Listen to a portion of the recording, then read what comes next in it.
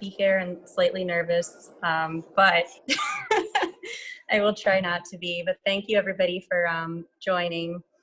So the first thing I wanted to, I guess I do want to just share some images to start out. I don't know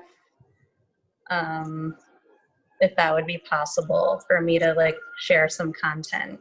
Yeah, absolutely. Go ahead and share your screen. Okay, cool. So photos. So just a moment. I'm just going to pull up some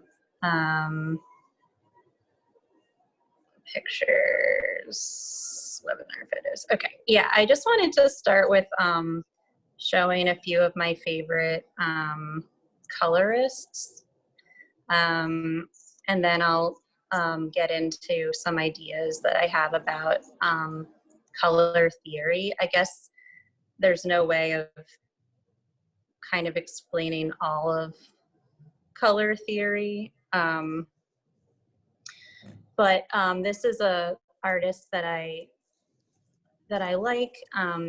First of all, I wanted to ask people if they thought that black is a color. So you could like, you know, message Vita if you have an answer to that. That's something we've been discussing in our class. So this is like a very tonal looking painting by Edwin Dickinson, but when you look at it carefully, you can see that there's pinks and yellows mixed in with the black, and they create like very subtle hues of warm and cool color.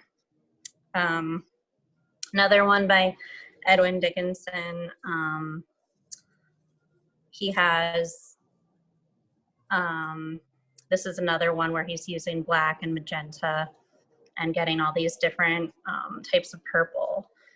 So I'm gonna be discussing, okay, so this is an artist named Ewan Uglow. So I'm gonna just stop this share for a second. So black, yeah, somebody responded that they thought maybe black isn't a color. So part of my, what I'm going to make an argument that black actually is a color. So there's, so in the color class that I'm working on teaching, that there's multiple types of primary colors.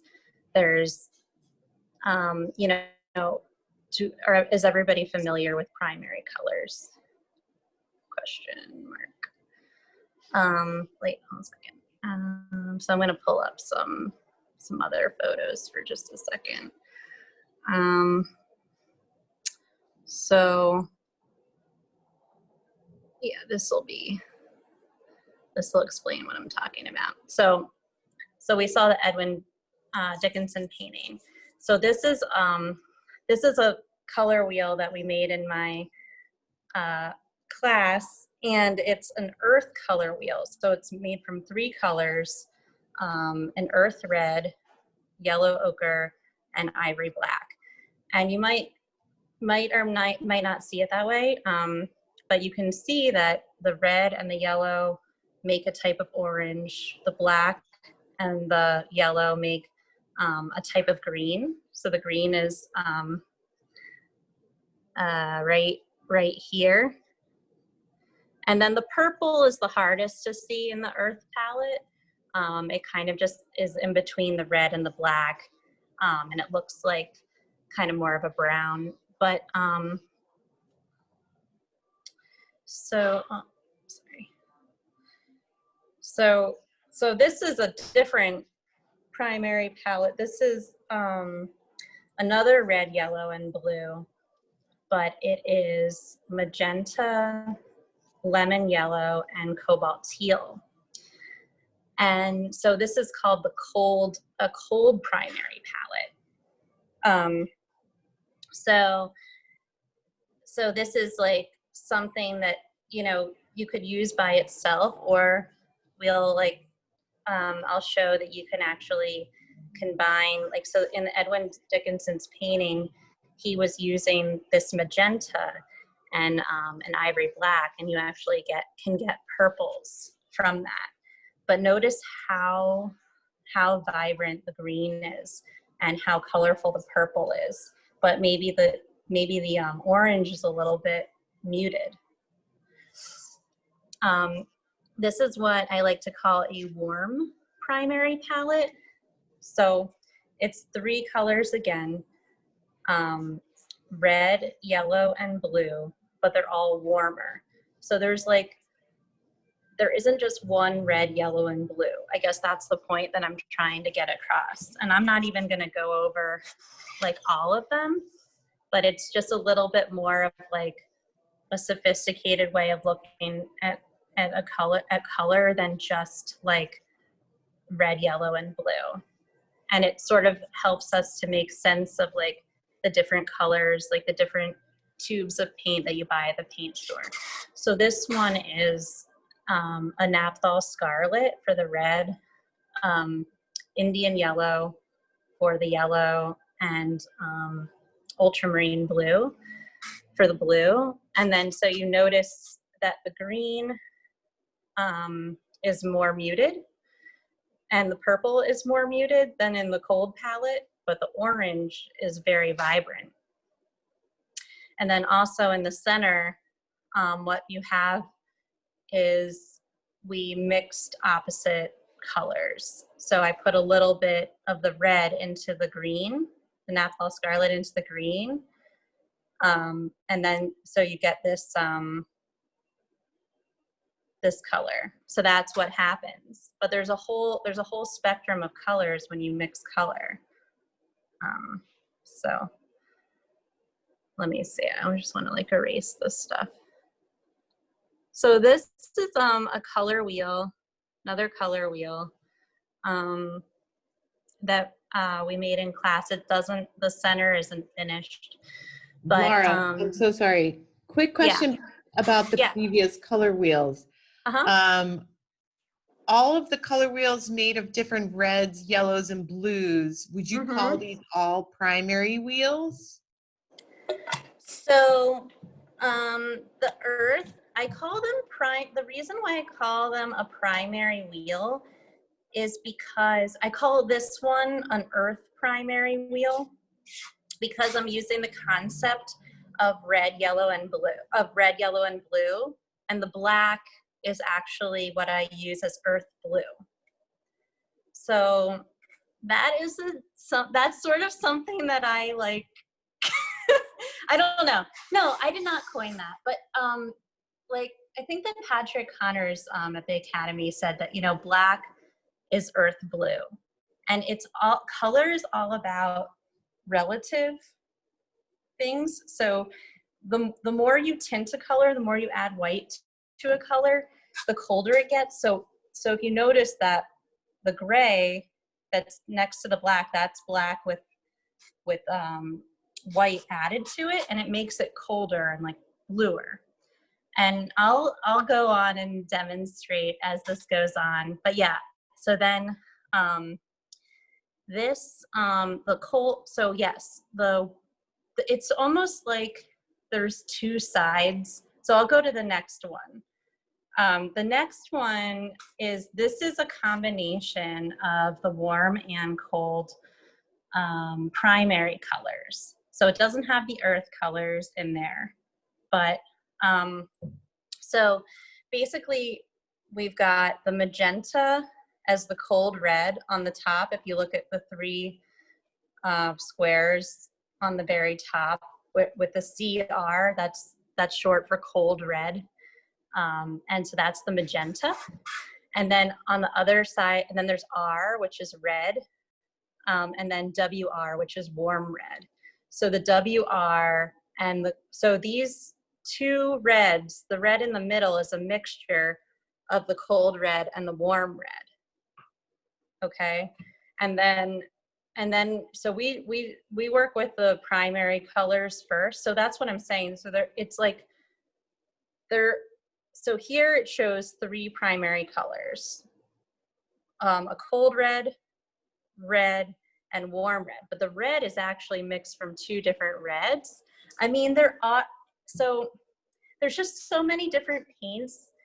When you learn about color as a kid, it's like there's just three primary colors. There's just blue, yellow, and red. But it's like, actually, when you get to art school, you learn that there's a bunch of different types of blue that you can get, ranging from cold to warm. So the warm blue is the ultramarine, which is the deeper, darker blue. And what makes it warm is that it leans more towards the purple spectrum, and the cold blue leans more towards the green spectrum. So with going back to the red, the cold red leans towards purple, while the warm red leans towards orange. And then you see the yellow. So there's a little spot. I'll circle it right here. That's both yellows, and then the cold yellow is here, which is cadmium lemon yellow and warm yellow. And then it gets a little complicated with the mixtures, but so this is okay. But it's exciting. I do really like talking about color. I told Vita, I was like, I feel like I have to explain everything I know about color in this, webinar, but we'll see. I'll try and then demonstrate. But yeah, so you can see here, this green is like a brighter green. So that's the cold yellow and a cold blue. So that's the brighter green. And then here's the warm green, the warm blue, and the warm yellow. So it's like a deeper, darker. And then this in the middle is a combination. So I don't know, it's fun because there is a lot to think about. And then I can, and then let me just erase these little Good marks. question. Yeah. While you're erasing, Yeah. does it matter which black you use? Because there are some warm blacks and then there are some cool blacks. So I think that it does matter. Basically black, the earth colors are neutral colors, and it does, like, you'll get a different result from different types of blacks. I'm using ivory black. I'll be using ivory black in this demo.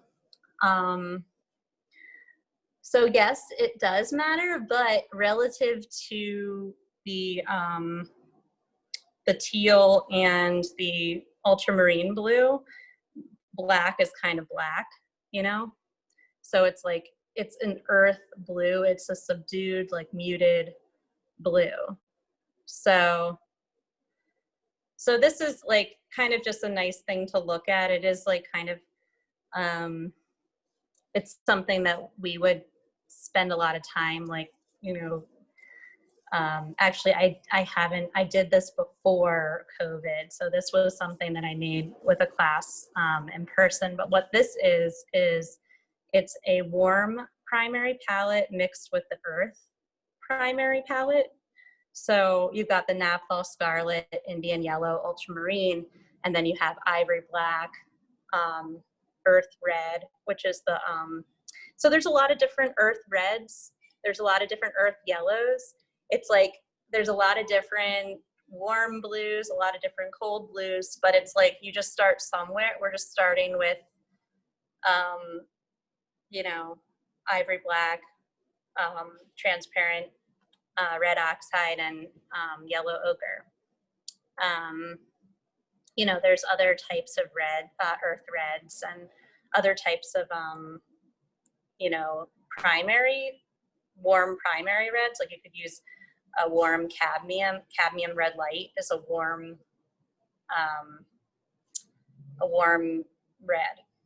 So this just shows kind of like the beauty of like thinking about mixing primary colors with earth colors in a way that's, you know, colorful and not just tonal. They all, you know, you can really see in the tints just how, like, how beautiful it is when you mix them, you know.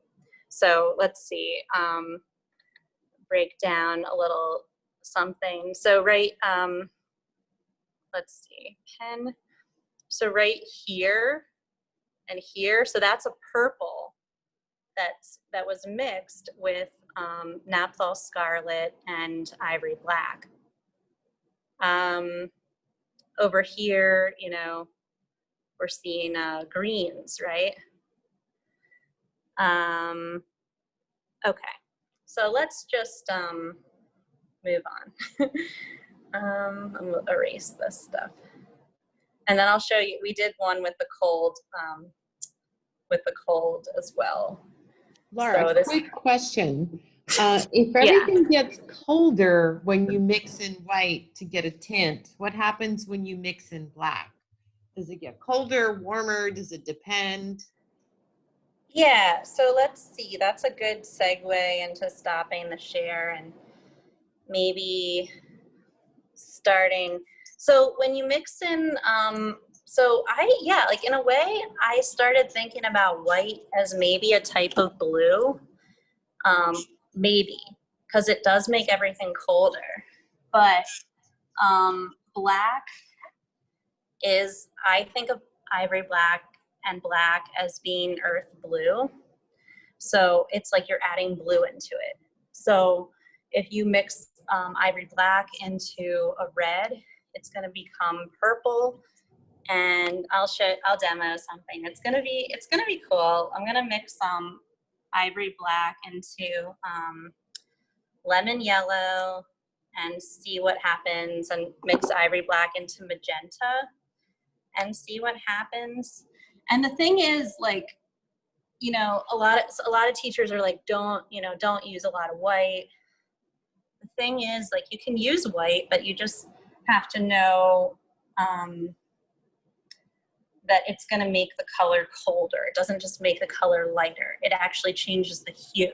So it just changes the color completely. So I am, I've got my palette here. So I've got ivory black. I just started putting out paint, and magenta. So this is a palette that I've actually been working with in a different color for painters class. We kind of got into it, and it's a really interesting palette. So this is two cold colors, and that which is magenta and cadmium yellow light, and then one earth color, which is black. So first I'm gonna mix, take some yellow, lemon yellow, and this is funny because I had like a script and I'm like not looking at it, but I think it's like going okay. So what's gonna happen when I mix the black, and assuming that this is blue, what's gonna happen? So it's gonna turn into a type of green, right? So this is one type of green.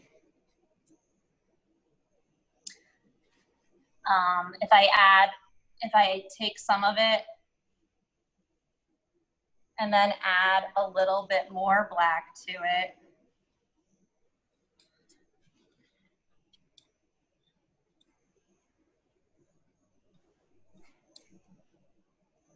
it's gonna be it's almost another color. If I take this green that had black and just like add more yellow to it. So now I've got 3 different greens. They're different, you know, this one is, you know, much more yellowy. This one's in the middle. So this is, it's hard to say. Does it become colder when it's, I would say this is the colder one when it has more black in it, but it's kind of hard to say. I like to think about, it's like, okay, when I mix more black into something, I mean, this is a cold yellow, so it's sort of like, do you consider lemon yellow to be colder than black? And like, it's almost like, do you consider purple to be colder than green? It's sort of like a feeling. I guess it comes down a little bit to, and then you can tint them.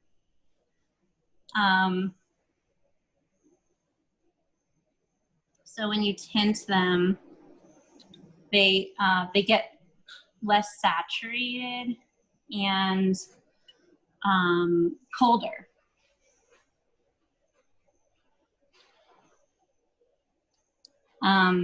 A good example is even if you just tint lemon yellow.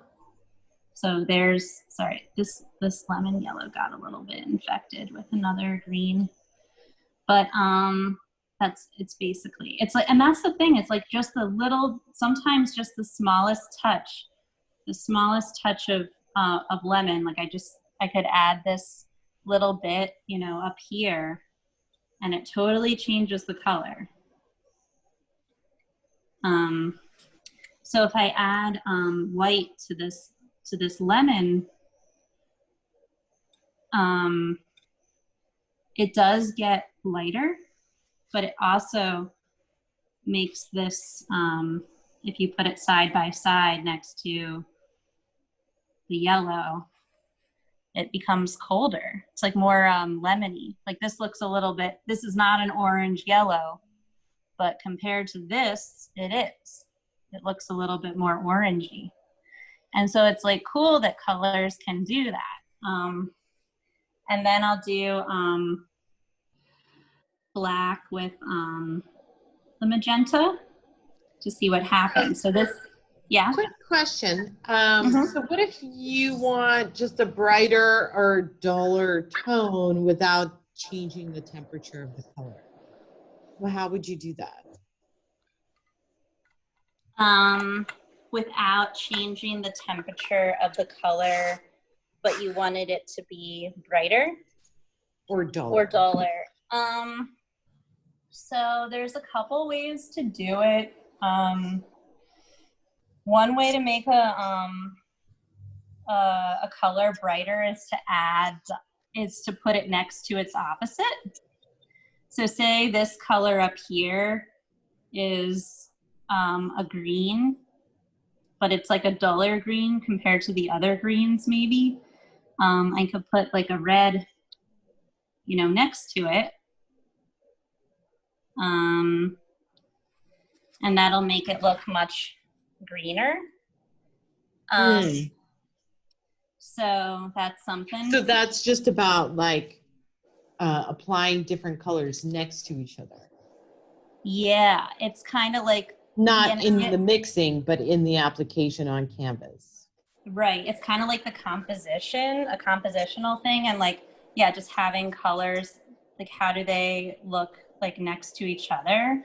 And then there's another way, which is taking the opposite color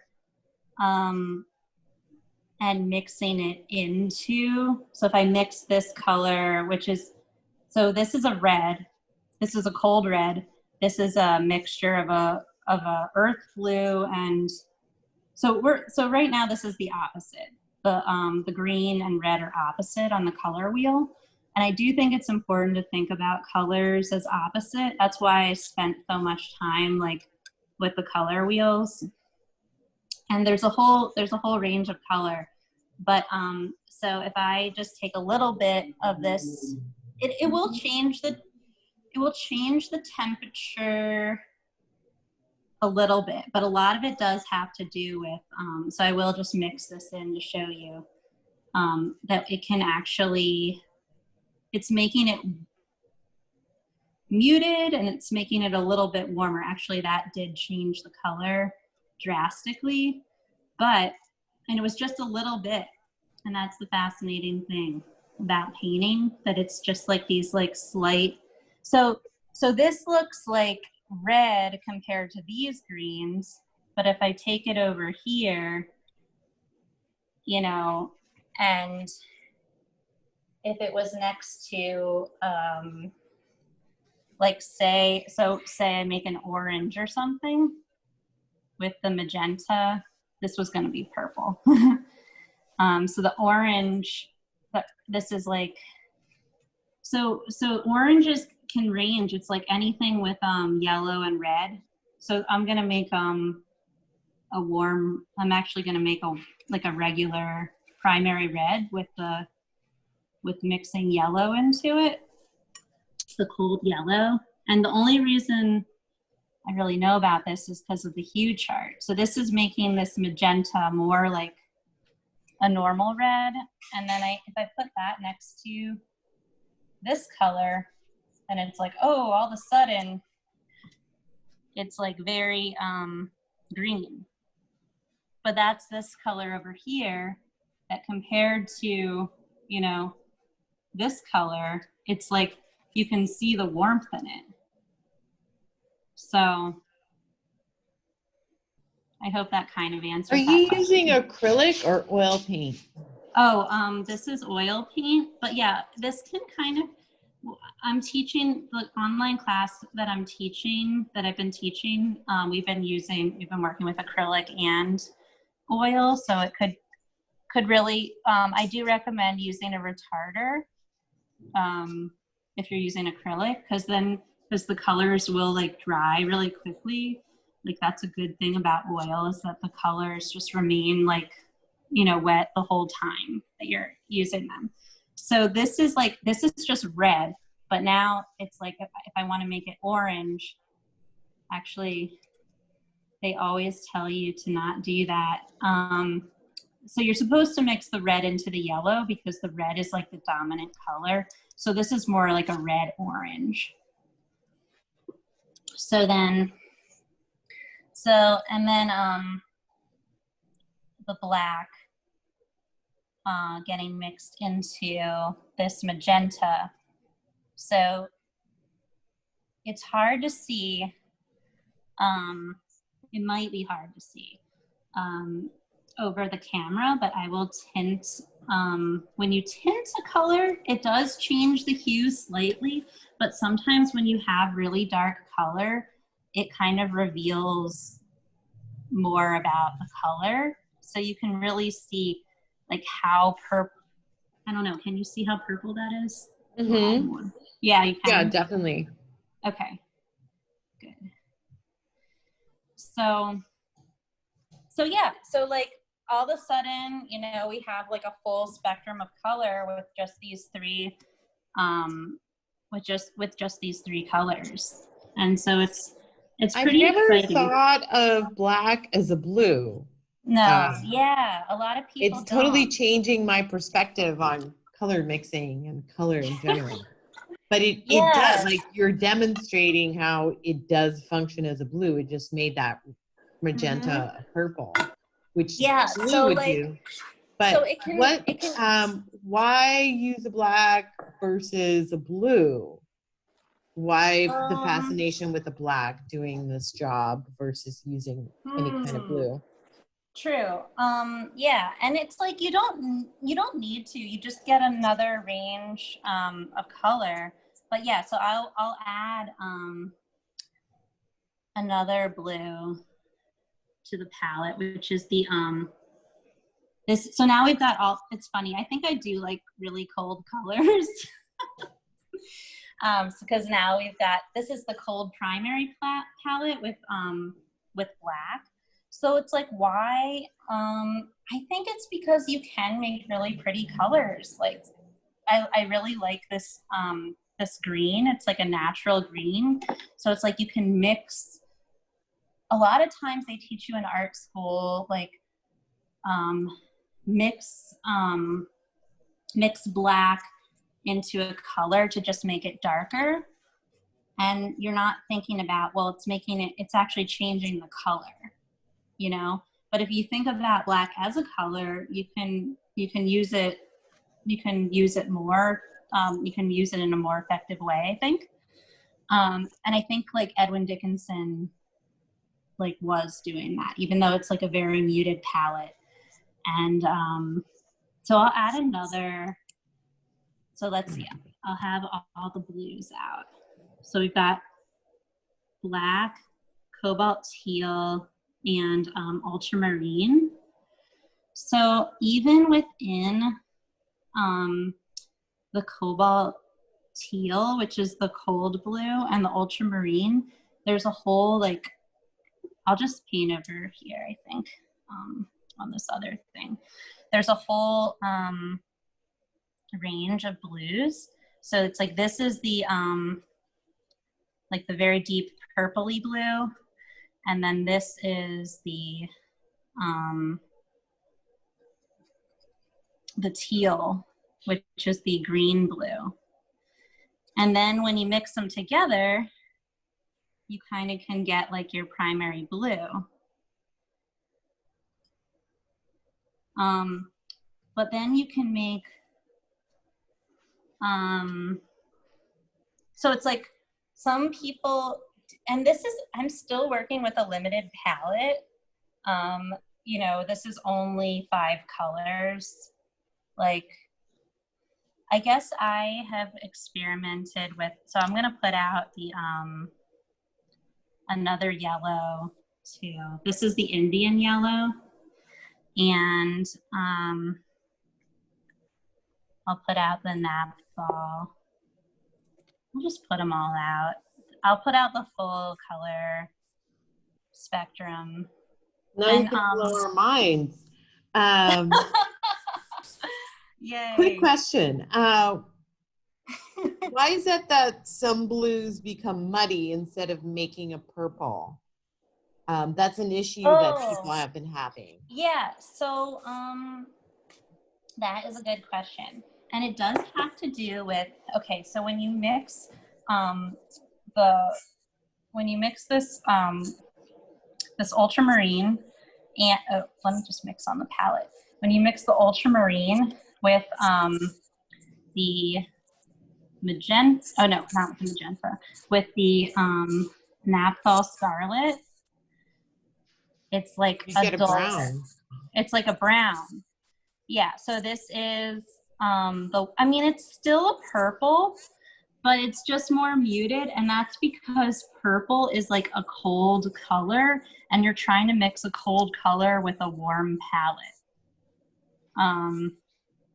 So again, like I feel like tinting is always useful, so you can see, so it's still a purple, but it's like a mauve, like it's actually more muted than the purple that we mixed with magenta and black. And that's because of the magenta. The magenta is a good, well, it's a cold color, but I think it's also like even the black, I think, is a little colder than the ultramarine. I think that that's what that means. It's like the black, the earth palette is more neutral, and it's more muted. And some people just like muted colors, and it was just through teaching that I started getting into the earth palette, because it was like on the class list. So I was just sort of understanding it for myself. So if you want to mix a really like bright purple, well, actually, even if you take the ultramarine and you add magenta to it instead, if you add the cold red, that's going to make a much more purpley purple. But then if you add 2 cold colors, so if I add like magenta and cobalt teal, then it's like that's a good purple. So that's like this is a more like opaque purple. So yeah. So do you find that it also depends which red you're using? Like, is it best to mix a cool red with a cool blue? It's not like necessarily, it just depends, like, you know, it depends what you want to do. The cool red with the cool red with the cool blue makes this, but this is the thing, it doesn't just make this. Like, if I have magenta and then I add just a little bit of teal, you know, it becomes, and then when you add white, you can really see it. So this is a more bluish purple, and then this is like a red with just a little bit of the teal, but it makes it, you know, more pinky. But really, there's a full spectrum of colors just between the magenta and the teal. But the thing is, so yeah, so it can be useful to like work with a limited palette, you know, like the black, lemon, and magenta, just for fun. I'll show you really quick. I'll share something again. What we did with that. Oh, I can share this one. And that might be the only one I have. Well, I have this other painting up on the wall. Oh wait, I know. Oops. Paintings. It is. So got that one. Oh, I don't have it. That's okay. Done. Just one. Okay. So this is the magenta, ivory black, and lemon yellow, right? So you can clearly see the magenta, but the ivory black and lemon yellow, it actually does have a slight amount of teal in it. Stop share. I'll just show you really quick. I do have this painting we did in class here. So this was like a demo from a UNU Glow painting image. So this is also the lemon, yellow, magenta, and ivory black. And like, that's look all at that is? Yeah. Wow. So the cool thing is, it's like, it becomes very colorful, you know, like these muted tones. When you learn how to mix the opposites, we made these hue charts. So this is magenta. So this is, first, lemon yellow to ivory black. So look at all those greens that you get. And then we took a middle green and then made a bunch of hues. So add a little bit of magenta to this green and then tinted it. And then like, notice how the tints really add a little bit of more white. So it's easy. But then, so having these hue charts, we were using these as like references of like, so we have another one with the orange. So this is the lemon and magenta. And so look at all these, like, this is basically like a primary red in the middle. And so yeah, I just think, you know, it's like they're a little tedious, but they're kind of, they're nice references to have.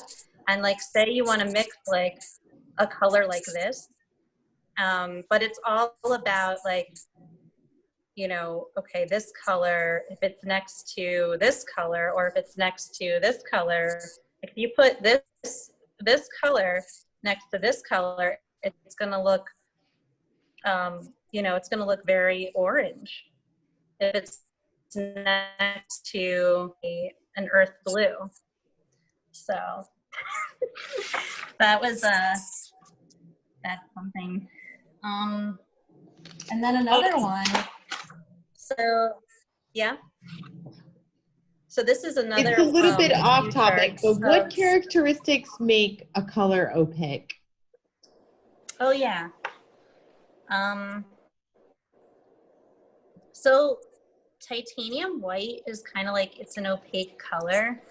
No, it's not off topic at all, Vita. It's getting me back on topic. So I made this like little splotch here. This is, so cobalt teal is like semi-opaque. And so what happens when a color is opaque is, see, I'm like spreading this color over the paper, and I'm not seeing any white when I look through. I can't see the white of the paper. But if I really scratch down, I can, but it's not, I mean, this color down here is the same color. So I think it's like a little bit semi-transparent, but versus this ultramarine is a very transparent color. And you can see it's a dark color. So when I change the thickness of the ultramarine, so here it's thicker, here it's thinner. So that means it's changing in color. So that means it's a transparent color. Whereas if I add more teal, I mean, it's semi. Do you see that? How it's like not the same as the ultramarine? Yeah. Yeah. So basically the transparent colors are good for, they're really good for glazing. They're good for creating depth in a painting. So if you're painting like a space versus painting an object, the transparent colors are good for that. That's another reason I like working with like a full palette, because it's actually a good thing to mix transparent colors with opaque colors, because then you get sorry, I didn't finish putting out everything. Like the yellow ochre, I've realized is it's a nice color. I never really liked it, but it's a really good mixing color. So say I want to mix a green, that's kind of like, it's good for mixing greens actually. So if I mix it with the if I mix it with the ultramarine, it's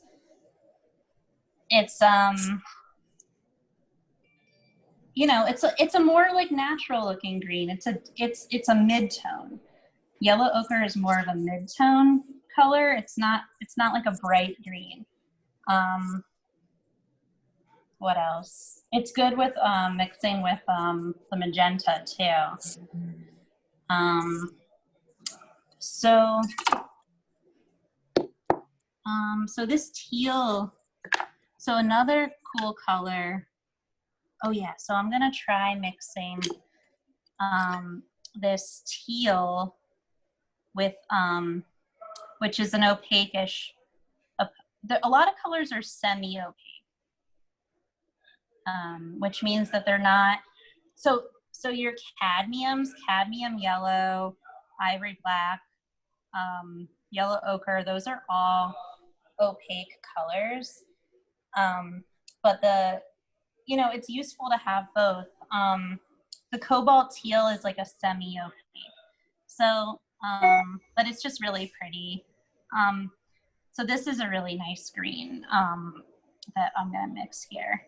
So it's the Indian yellow mixed with the cobalt teal. So it's a warm yellow that's transparent mixed with a semi-opaque color.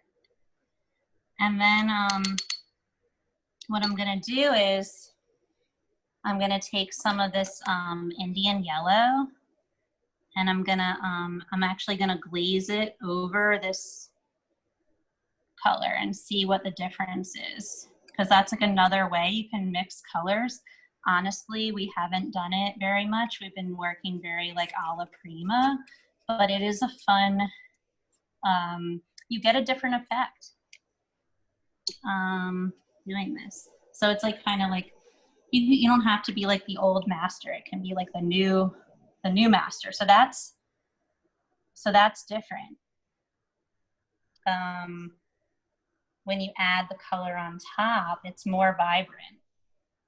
And whatever color you have on top is going to be probably the more dominant color. But it's like, technically, I just laid one color on top of the other and then they optically mixed, but the colors, the pigments themselves aren't really mixing, if that makes sense. So yeah, and Lara, then, yeah. another question. So Whitney says, I'd love to play with mixing by making a Hue chart, but where's a good place to start? As I sit here staring at a wide selection of paint, I'm not sure which ones to pick up first. How do you start a Hue chart? Yeah, so that's a good question. So all you need is 2 colors to make a Hue chart. So this is a Hue chart from the cobalt teal to ultramarine and then tinted. So you can make any 2 colors. So I did this because I wanted to get more into blues, because we were just working with black. So it was like, so there's a huge spectrum of blues, and this is only from the 2 blues. It doesn't even have black in it. And there's other, there's like phthalos and other types of blue too. But yeah, a good place to start would just be to get, like 3 primary colors, a red, a yellow, and a blue. And,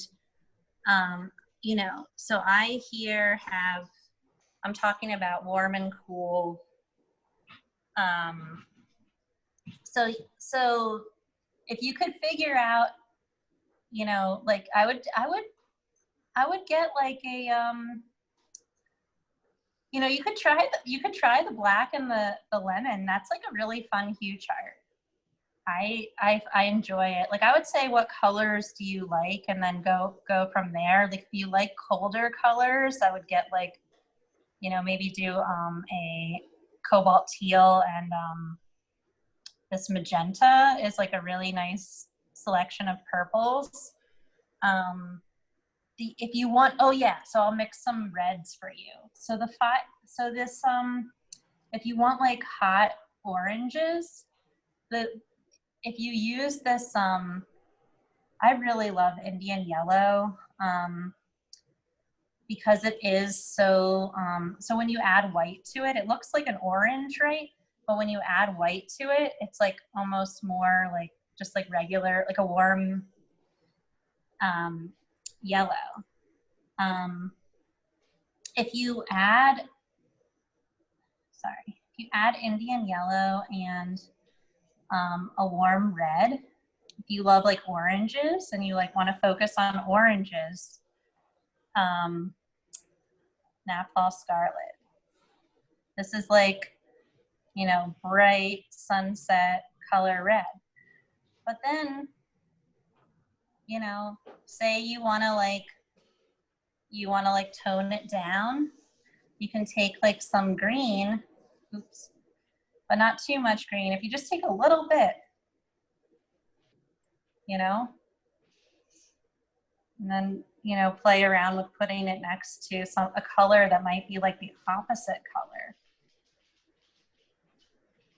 So yeah, let me see if I'm missing anything. It seems like mixing colors is this incredible science. How do you recommend people approach experimenting on their own, or figuring out on their own what all the different color and color mixtures do? Yeah, I mean, I really love, I'm a big fan of color wheels. I think color wheels are, you know, just making a simple, um, you know, color wheel that's just like a red, yellow, like red, yellow, and blue. You know, all you need are 3 colors, red, yellow, and blue. If you want to try, if you're interested of like with trying black as a blue, I think that that's like an interesting, like kind of fun project. But say you're like, I've never mixed any colors before, I recommend, I would say maybe do like lemon yellow, ultramarine, and magenta. So you've got 2 cold and 1 warm. And you can do pretty much most things with that. And then like, you know, basically you want 2 reds, 2 blues, and 2 yellows, like a warm and cool of each. And that like is actually the full spectrum of color. So yeah, I'm not sure where we are with time. So yeah. That's great. Yeah. Awesome. Yeah, Well, we are coming up on time. Are there any other questions before we go? Are there any other questions for Lara? Obviously, this is a world of information, and that's why we have a class on it.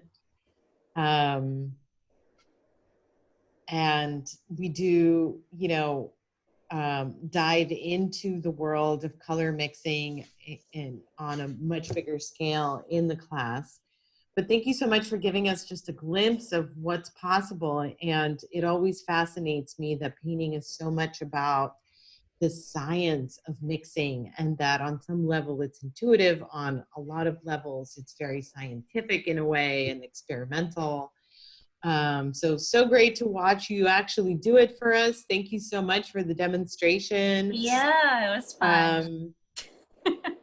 Yeah, thanks so much. And thanks so much for everyone who was here tonight. Thank you for joining us again for Pleasure from a Distance. Join us again this coming Thursday. We'll be here again at 6:30. Otherwise, have a great evening. Stay safe and enjoy. Thanks, Lara. Thank you so much. Thank you, Vita. Thank you. Thanks, everyone. Thank you. Bye.